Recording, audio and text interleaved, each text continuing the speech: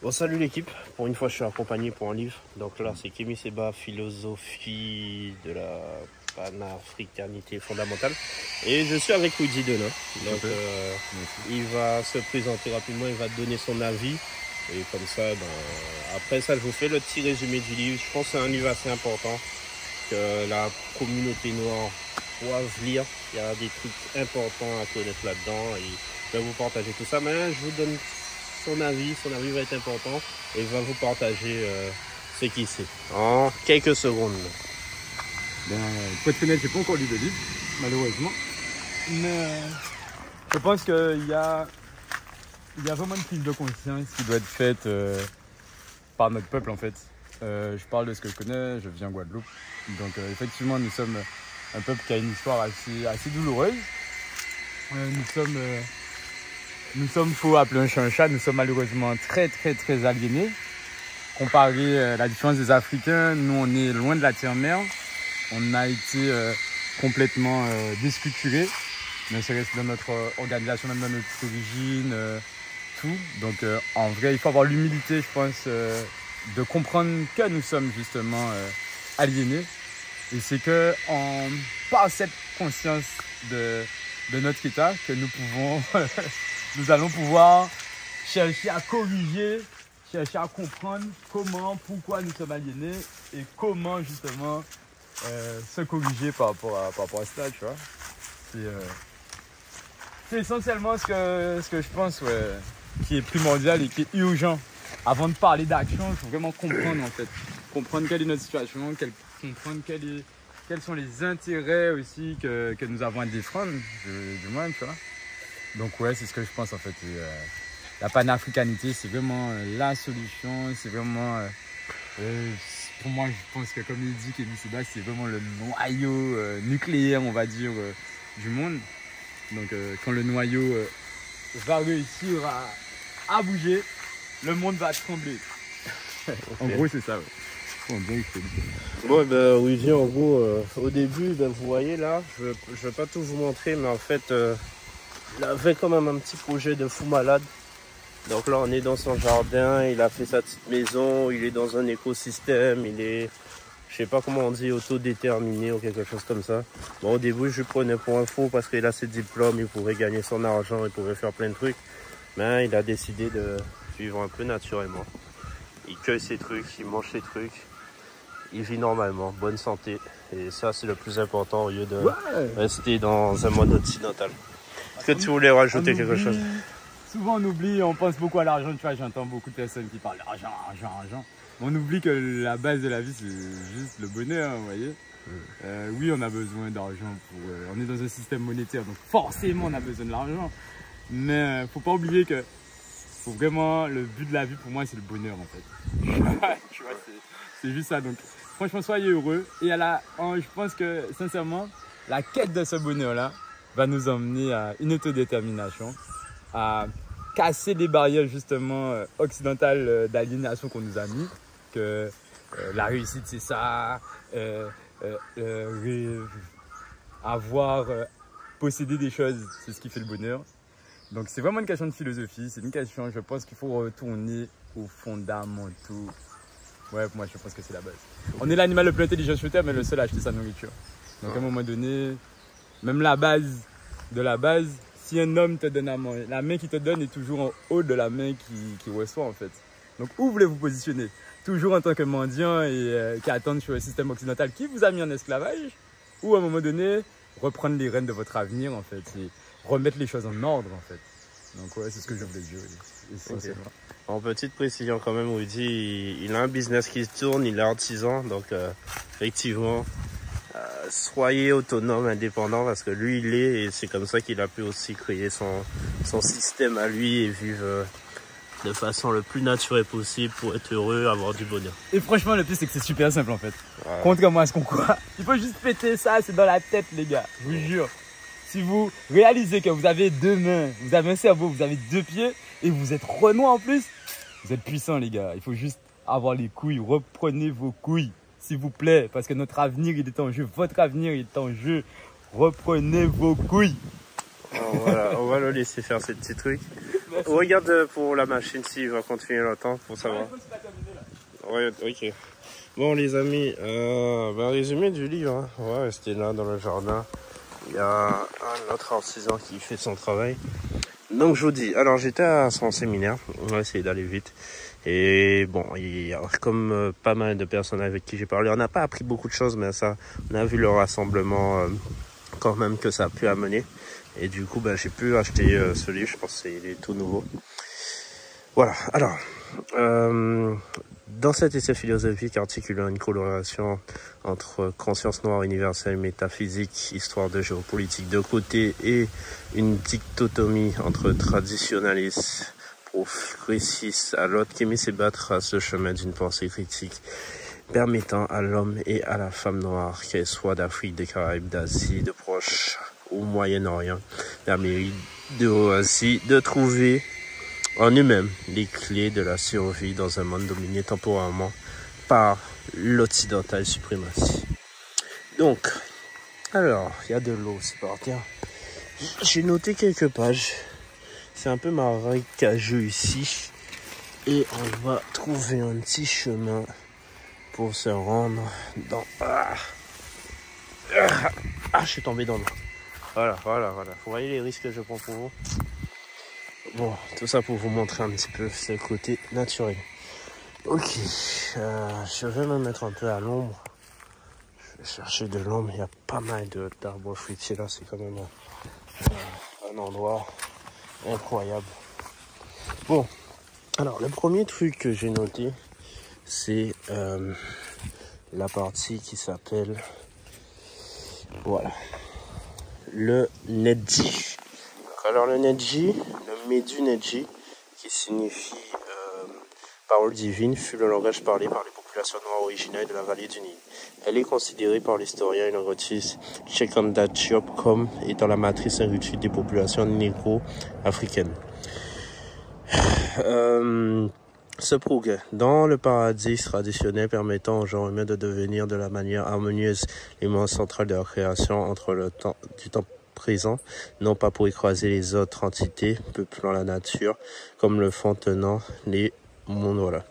En gros, le seul langage, il est important parce qu'on a changé un peu de langage et à cause de ça, on a les différentes visions qui font que le monde occidental fait que on veut ce que les autres ils n'ont pas en fait. Et en gros, en Afrique, à la base, il y avait tellement de moyens, tellement de choses à faire que au final, les gens ils n'étaient pas dans le besoin matériel. Et en fait, parce que les humains sont arrivés en Europe et tout ça, il n'y avait pas grand chose. Donc ils se sont focalisés que nous, on a besoin d'avoir ça, on a besoin d'avoir ci, etc. etc. Et du coup, ça fait que la population qui était de moins en moins noire, qui est partie de la terre-mère, ont voulu quand même conquérir pas mal de choses. Et ça, il le dit dans ce livre. Et je ne sais pas si c'est vraiment une théorie, si c'est vrai, mais ça me paraît assez logique. Et en fait, ouais, ça le dit aussi là, en fait. C'est surtout l'Occident, premier destructeur de la nature sur la planète. Et maintenant, l'Occident, après avoir détruit pas mal de choses, il se dit, le terme écologique. Mais en même temps, le terme écologique, tu le dis après avoir détruit des trucs. Ne pas faire la guerre après avoir fait la guerre. Ne pas faire l'esclavage après avoir fait l'esclavage. C'est qui a réalisé toutes ces choses? C'est bien cette population. Donc, c'est bien de dire de ne pas le faire ou de mettre plein de trucs et tout ça, mais au final, c'est quoi le résultat, vraiment, à la fin? Donc, là, il y a cette page. Les traditionalistes voient dans la nature leur armée, leur spiritualité, médication, une pourvoyeuse en alimentation saine. Il y a cette nature, Nedjet, dans la pensée traditionnelle originale. Les plantes sont les remèdes aux maladies des hommes et de l'animal. Ils sont là pour guérir, apaiser, élever l'être humain. Et ce dernier est vu comme un élément central de la nature et non pas, comme le perçoivent les modernistes, une entité étrangère. Vous savez, nous en Guadeloupe, on a pas mal de plantes, on a un écosystème, on a des trucs médicinaux. Et c'est vraiment un havre où ben, ça fait une grande richesse en fait. Et oh, je mange partout de la boue. Et c'est vrai qu'ici, vous voyez juste son jardin. Pas grand son jardin, mais il a pu planter un petit peu de tout. C'est ça qui est formidable. Et avec ça, ben, tu peux te soigner, mais il faut juste avoir les bons savoirs pour le faire. Donc, voilà. Et en fait, faut se rappeler que durant les 3/4 de l'histoire de l'humanité, le monde était habité que par les Noirs, comme le stipulait brillamment le docteur Sir Jeanne d'Arc dans son ouvrage. Peut-être c'est un ouvrage que je vais lire, je vais se regarder. Donc voilà, parce que maintenant, oui, on est civilisé et tout ça, mais il ne faut pas oublier que nos livres d'histoire, c'est écrit même dans nos livres d'histoire, même si on ne reste pas longtemps dans les faits, mais c'était déjà écrit depuis un moment tout ça. Ensuite, on a la mélanine, voilà. Vous savez, la mélanine provient du grec ancien méla. Méla signifiant noir. Et d'un point de vue scientifique, la mélanine est un polluant créant par la tyrosine, naviguant dans le sang par le biais de cellules appelées mélanocytes. Chaque nuit, la glande pinéale libère dans le sang une hormone, la mélatonine, qui régule la production de la mélanine dans le corps. Cette fameuse glande pinéale est considérée par les scientifiques comme un des organes les plus complexes et puissants du corps humain. Organe que les éthiciens appelaient de manière métaphysique le troisième œil et qui est considéré comme l'organe symbole de puissance sensorielle à la capacité multidimensionnelle. Je voyais beaucoup ce symbole, mais je ne savais pas qu'est-ce qu'il voulait dire. Et là, ça explique pas mal de choses. Que ce troisième œil soit celui qui produise l'hormone régulatrice de la mélanine. Que cette mélanine, dès lors qu'elle est présente à un taux élevé chez un être humain, protège ce dernier en contre les cancers de la peau, fluidité, son rapport à la nature, densifie sa puissance physique, psychique, devrait nous faire réfléchir sur la corrélation entre le taux élevé de la mélanine et un degré de puissance. Vous voyez, dans la plupart des sports, peut-être c'est un préjugé, je pense que quand même, dès que la population noire a la chance d'avoir les mêmes entraînements que les autres populations, ben, du coup, ça fait que généralement, les noirs, ils sont devant. Je ne sais pas si je me trompe, je ne sais pas ce que vous en pensez. Ben, pour moi, c'est vrai. Donc, voilà. On est à 12 minutes. Continuez, ça charbonne. Je montre le paysage, magnifique paysage. Là, c'est... bon, je vais pas raconter sa vie. Voilà. Maintenant, il y a une petite mare. Petite mare, c'est des choses qu'on ne fait plus. Ça se multiplie à chaque fois. J'ai oublié c'est quoi le nom. Voilà. De l'eau un peu partout. Bon, je m'assois ici. Maintenant, on a le mât. C'est l'un des ancêtres le plus important du gouvernement métaphysique et est l'ancêtre tutélaire de la vérité, de la justice et de l'harmonie. Son nom signifie ce qui doit. Elle est surtout connue pour avoir donné son nom aux lois qui régiront, qui imitent le monde noir universel. Ma est celle qui dirige et surveille la pesée du cœur du défunt et détermine à l'issue de la pesée si celui-ci est pur ou non. Les mots, les âmes des morts voyagent dans le Douma. Voilà. Donc le mât, j'ai beaucoup entendu ce terme, je l'ai souligné pour... Voilà.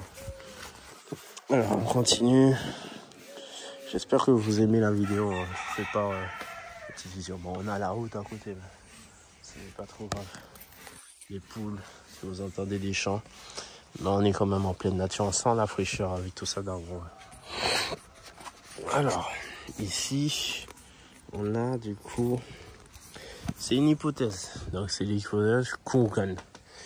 Qu'est-ce que ça explique? On entend par hypothèse de Kurgan, l'hypothèse majoritaire chez les scientifiques occidentaux visant à expliquer l'origine des langues de la population appelée indo-européenne.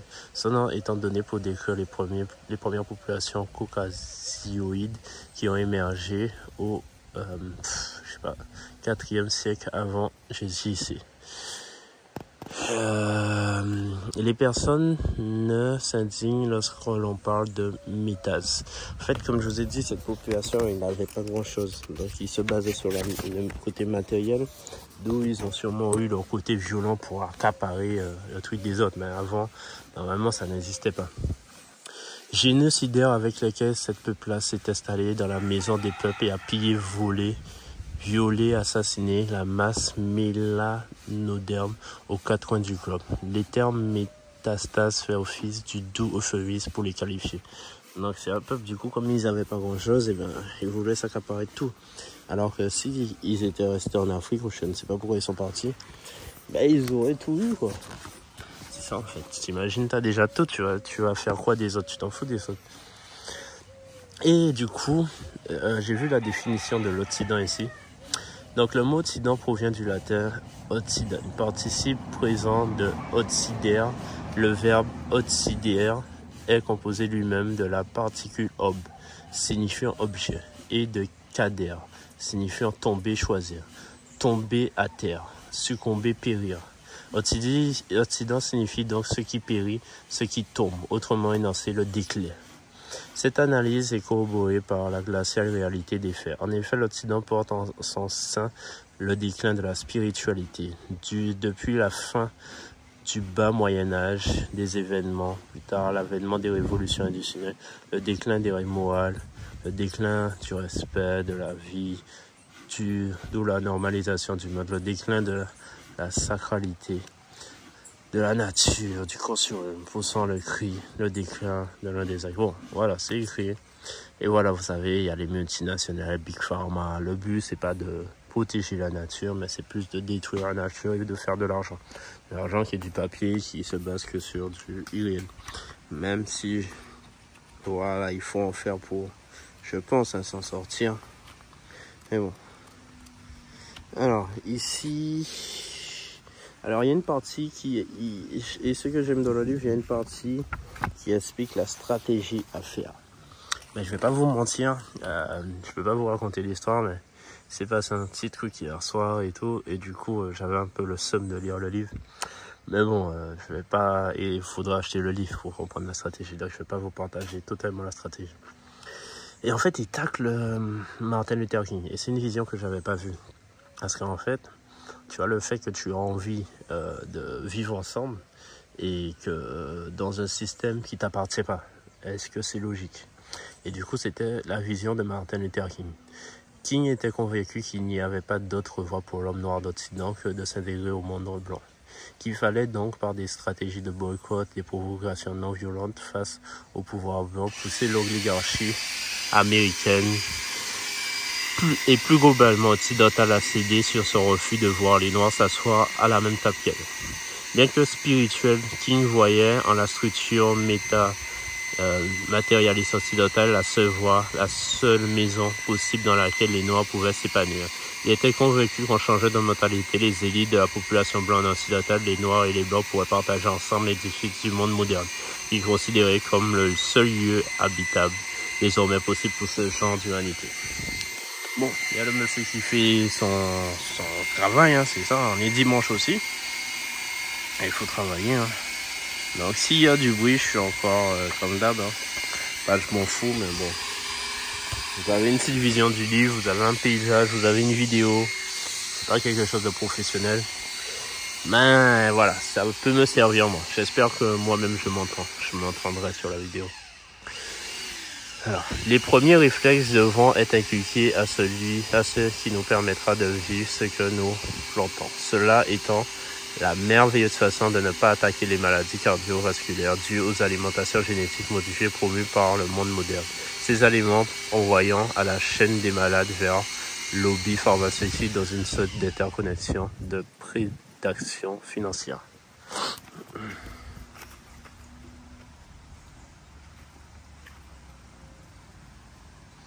Bon, alors, du coup, on est quasiment arrivé vers la fin. Ici, voilà. Là, c'est un peu la stratégie. Je vais pas vous donner la stratégie qu'ils proposent quand même. Sinon, vous n'avez pas acheté le livre. Bon, voilà, on peut en parler en privé si vous voulez. Ensuite, ça, ce sont sûrement des touristes qui viennent pour le truc. Alors, de la symbiose, l'ésotérisme qui forge l'humanité, des métaphysiques et tout ça. Ouais, j'ai noté ça aussi. Voilà, je pense que les amis, j'ai aussi fait un petit résumé du livre. Je suis vraiment fatigué, je peux pas rester. Et là aussi, le petit point que je peux partager avec vous sur le livre, c'est, je vais vous lire, hein, ni les Russes, ni les Chinois, ni les Iraniens ne peuvent être pris aveuglément en tant qu'État comme les amis des Noirs. Aucun d'entre eux, et nous sommes formels. Néanmoins, la tradition initiale nous rappelle que lorsqu'il faut protéger la création de Dieu, nous devons parfois passer par des alliances entre des entités pour qui nous pouvons éprouver de l'hostilité, mais pour X et Y raisons ont le même ennemi que nous. C'est cela la base de la géostratégie. Pas d'amitié, mais des actions communes temporaires pour un projet commun. Donc voilà, c'est pour ça que je vous ai dit, voilà. En tout cas, je remercie Woody qui va me dire au revoir. Moi, je vais partir là. Et voilà. Il n'a pas entendu, mais voilà. Il m'a donné mon collier aussi, je vais vous montrer. Et voilà son petit jardin secret. Il a fait le taf des années plus tard et il est présent. Salut l'équipe. À la prochaine. Voici le petit collier. Faut montrer la Wawa quand même. Montre la gousse de Wawa. Ton ami d'enfance, il n'est pas branché grain, vraiment?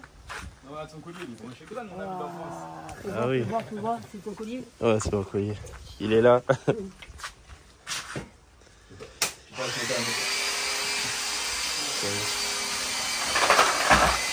Son petit atelier. À l'intérieur. Et ça, c'est des prêtres hindous parce que ici, on parle pas trop de la communauté indienne, mais dans le même combat, donc l'armée ici va faire. Voilà. Bon, il arrache ma tête pour mettre le collier, mais c'est pas grave. C'est du blanc. Voilà. Donc si vous me voyez avec ce collier, vous savez, c'est Woody qui est à Saint-François. Et puis voilà, Casavel.